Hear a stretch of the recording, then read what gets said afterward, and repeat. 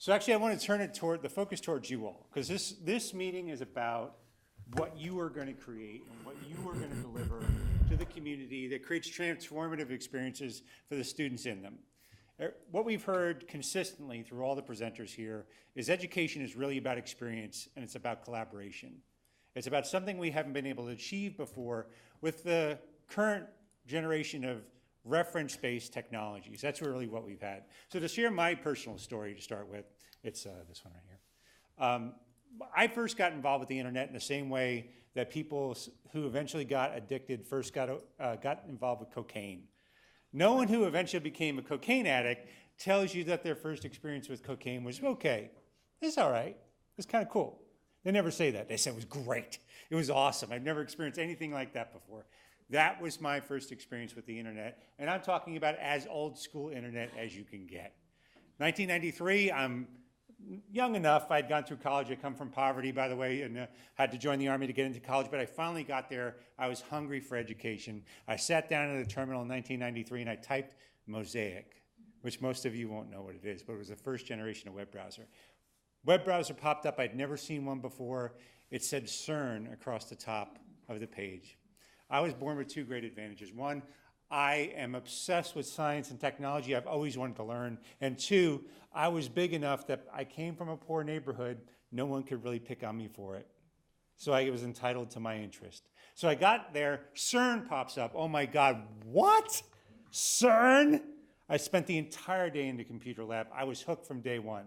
Now, we're talking about the solutions you are going to develop. Let's move forward to today. What's the experience like for a learner in today's world? It isn't just reading a CERN paper. What if they loaded a virtual reality environment that allowed them to walk the halls of CERN, to go down to the particle accelerator, to make their own experiment in virtual reality, to get the results of it and to play with that all day as much as they wanted? What happens to that learner when they can not just do it in the virtual environment, but they can bring in a physicist from CERN who could talk to them in real time? No, you got that totally wrong. Or, I've never seen this before. This is actually pretty cool. Let's talk about this further. What is the experience of that learner in that environment over what I did before? If that had been available to me, it would have taken dynamite to get me out of that building. I never would have left. I'd probably still be there today. So, to talk about the blah blah of it for a second, my name is Scott Turnbull. I'm the National Technology Leader for US Ignite. It was founded by the National Science Foundation to promote the growth of advanced gigabit networks nationally by identifying applications and services that run on them that let them be transformative to the communities in ways we had not seen before. We have a cohort of 25 cities, and I just added to this map before I popped up, so I hope I got everybody right and spelled correctly. 25 communities nationally and in Australia, all dedicated to building out their local advanced network and providing transformative applications in any one of 6 key national priority areas, but we're going to talk about education here today in EduTech. Now, advanced gigabit networks are a hard concept sometimes to get across, but it's a lot easier than people give it credit for. It's about speed. It's about getting more information with no limit. So as much information as the world has to offer you, whether that be 4K video, uncompressed audio, high quality scans from university archives, there's no barrier. It can get to the learner as easily and quickly as possible. And the other is real time, so that interacting with someone online is almost the same as interacting with them in real life. That is not just an asynchronous conversation. I would actually put forth a small theory that a lot of our bitter divide in this country that we're unfortunately experiencing right now is coming from this asynchronous nature of communication. That I can say something detached from where you are in real time, and it doesn't really matter. So I can say something, I can say something really terrible and post it, and you can say something terrible back and post it, and we've all ran off to the shadows before we've come back and seen how that really affected people. But if interactions were instead real time, if you can see, wow, I really overshot the mark, I hurt this person's feeling, or if you could experience, everybody here thinks I'm a real jerk, how would your communications change? How would a learning environment change? I think gamification is a great trend. I was glad to see Depression Quest put up before. I think that's a fantastic application of gaming for education.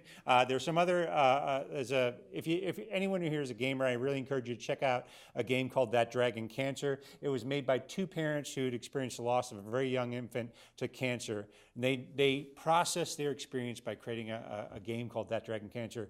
It gets across in an artistic way the sense of grief that these people experience. I don't think any other way could have done.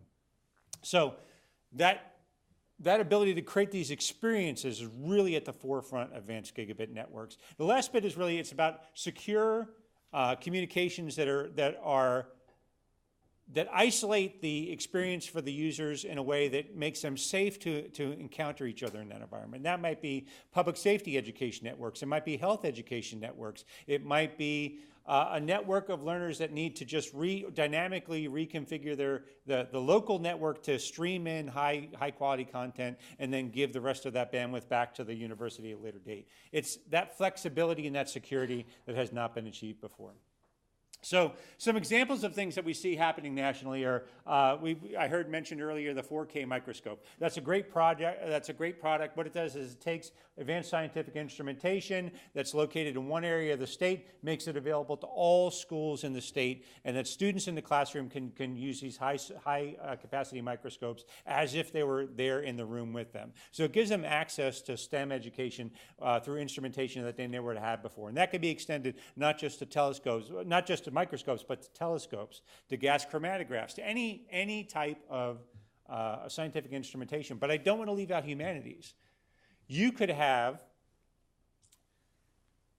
look through the entire Vatican collection within a half hour. Every page of an individual old medieval manuscript, down to the level of being able to see what the fibers on the parchment what has happened to them over time.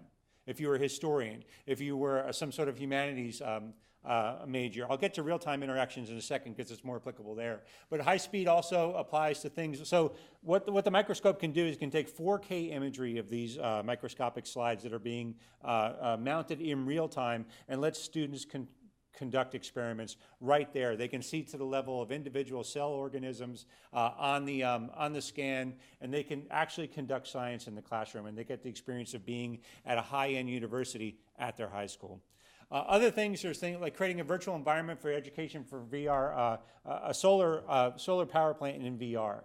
What the gigabit portion of that is they scan in real time someone with a Kinect device. It brings that 3D avatar into the VR learning space with the students and with the instructor and lets them walk through that VR space as if they were there. It's low latency enough to do that as well. So real-time interactions is something I was talking about. It's another in addition to just throughput, being able to get more information down the pipe than you've been able to before, it's about having no lag. Even Skype, anyone Skyped or Hangout or something like that, they have a Hangout bingo that you've probably seen before. It's, oh no, you go, or you've talked over somebody, oh, I'm having a problem with my connection. They have these bingo cards that you can sort of circle on these experiences. That takes that entirely away, to the point that you can actually perform music together with people at different locations. And we've had several instances of that between Burlington and Chattanooga and Burlington and a few other locations, but you can access master musicians in New York or in Boston or in Albuquerque. You can be the master musician and talk to students in any one of these locations. It opens up the possibilities for music, dramatic performances, dance, lectures. When we talk about humanities, if you had to have a lecture about the current political climate in the United States, boy, God bless you. That's a brave thing to do. But you could do it with people across the country in these virtual environments in ways that you couldn't do it in an online forum. Because again, it's easier to hit post and run off to the shadows than it is to look somebody in the eye, even virtually, and say, this is important to me.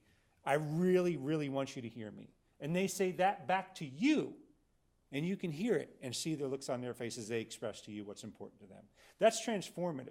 And these are the kinds of tools we're talking about putting in the hands of students that you are going to create. And that what this really takes is, I think that was my last slide. So what this really takes is it means that innovators in Burlington don't have to leave Burlington to have world-class experiences.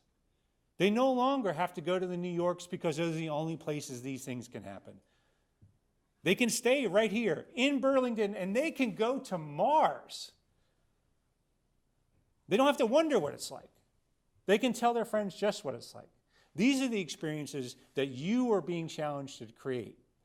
And that once these are created, those are shared with that list of 25 cities that we've seen. We have markets ready to adopt this if you create a great application that has high impact. We have markets ready to come to talk to you. There's a little money being offered as part of this. Let's not forget that. That's always helpful. Money sure makes things a little bit easier sometimes. But there's markets ready to look at this to adopt it in the future if you create a successful product. And there are ears across the country ready to hear about successful models. Success is compelling. Success is undeniable. People cannot look away from that. So if you are successful even on this scale, we have the ability to amplify that so everyone in the country can see or hear it. And with partners like Microsoft, we can scale this nationally, almost without difficulty, or at least at an unprecedented level of ease than we've ever had before. So thank you very much. I'm looking forward to seeing what comes out of this reverse pitch, and I'm really excited to join you all in Burlington.